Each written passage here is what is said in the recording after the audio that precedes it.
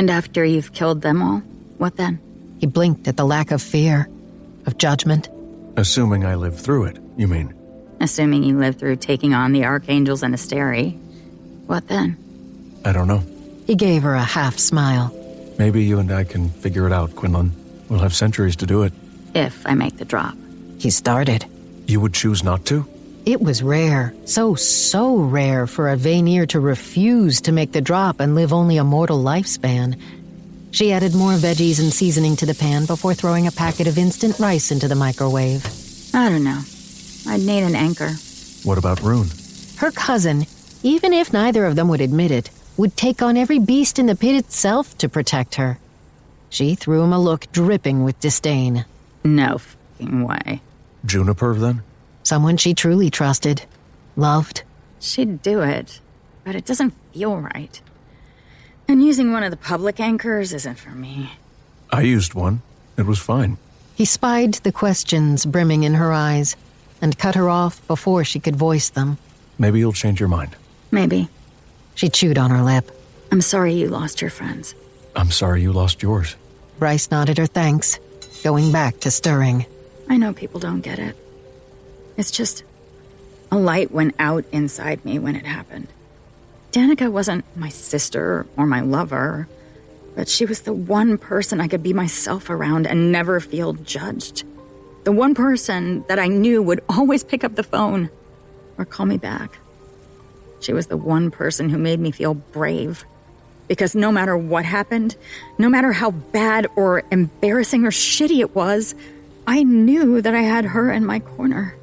That if it all went to hell, I could talk to her, and it would be fine.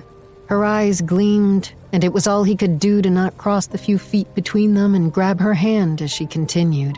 But it's not fine. I will never talk to her again. I think people expect me to be over it by now, but I can't. Anytime I get anywhere close to the truth of my new reality, I want to space out again, to not have to be me.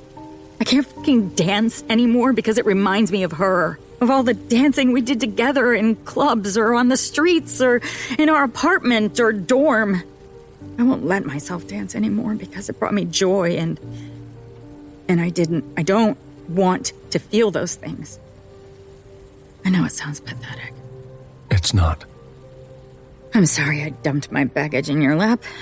A corner of his mouth turned up. You can dump your baggage in my lap anytime, Quinlan.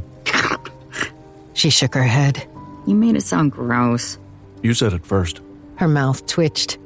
Damn if the smile didn't make his chest tighten. I know you'll keep going forward, Quinlan, even if it sucks. What makes you so sure of it? His feet were silent as he crossed the kitchen. She tipped back her head to hold his stare. Because you pretend to be irreverent and lazy, but deep down, you don't give up. Because you know that if you do, then they win. All the assholes, as you called them, win. So living, and living well, it's the greatest fuck you that you can ever give them. That's why you're still fighting. He ran a hand over the tattoo on his brow. Yes. She stirred the mixture in the pan again.